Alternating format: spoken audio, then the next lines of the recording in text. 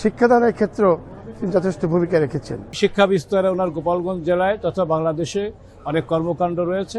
তিনি সারা জীবন শিক্ষার গুণগত মান নিশ্চিন্তের জন্য কাজ করে গেছেন, যে গুণগত শিক্ষা যাতে আমাদের দেশে অর্জন করা যায়। একজন শিক্ষা প্রতিষ্ঠানের সুযোগ্য পরিচালনার দায়িত্ব পালন করেছেন। শিক্ষাদানের ক্ষেত্রেও তিনি যথেষ্ট ভূমিকা রেখেছেন। তার প্রতিষ্ঠিত যে কোনো শিক্ষা প্রতিষ্ঠানই একটা মানসম্মত শিক্ষা অর্জন করতে সক্ষম হয়েছে এবং তিনি একজন আন্তর্জাতিক খ্যাতিসম্পন্ন সমাজসেবক। তার সেবা, তার বুদ্ধির যে মাত্রা, প্রখরতা, সেটা প্রতি ক্ষেত্রে বিচলিত হয়েছে।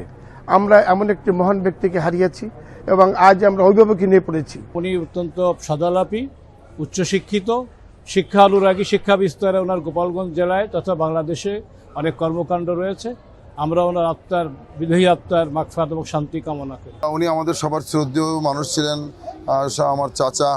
তো উনি ইন্তেকাল করেছেন, ইন্না লিল্লাহি ওয়া ইন্না ইলাইহি রাজিউন। বোনের অজান্তে যদি কোনো কাউরে কষ্ট দিয়ে থাকে, আপনারা মন থেকে তাকে মাফ করে দেবেন। তার পক্ষ থেকে আমি ক্ষমা প্রার্থী। আপনারা সবাই আমার আব্বার জন্য দোয়া করবেন। আমার বড় ভাই আপনাদের সকলের সুপরিচিত, তার ব্যাপারে আর বলার কিছু নেই।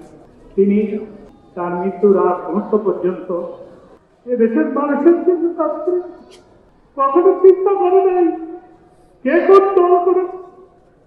তার সামনে উপস্থিত হলে আমি দেখেছি তার একটি ডায়েরি ছিল। বাংলাদেশের এমন কোনো মানুষের নাম্বার নাই সেখানে ছিল না। ডায়েরির খাতা থেকে নাম্বার খুলে খুলে এদেশের মানুষের জন্য কাজ করেছে। আমরা 7 ভাই ছিলাম।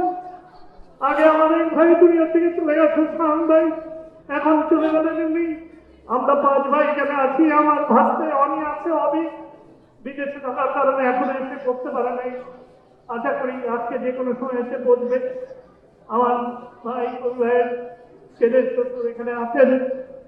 আমরা আপনাদের কাছে দোয়া চাই। ছোটবেলা কৈশোর তার এই গ্রামে কেটেছে। তিনি সারা জীবন শিক্ষার গুণগত মান নিশ্চিন্তের জন্য আজীবন তিনি এই কাজ করে গেছেন, যে গুণগত শিক্ষা যাতে আমাদের দেশে অর্জন করা যায়।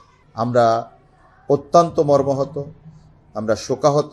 তার আত্মার মাগফিরাত কামনা করি। মহান রব্বুল আলামিন যেন তাকে জান্নাতুল ফেরদাউস নসিব করে।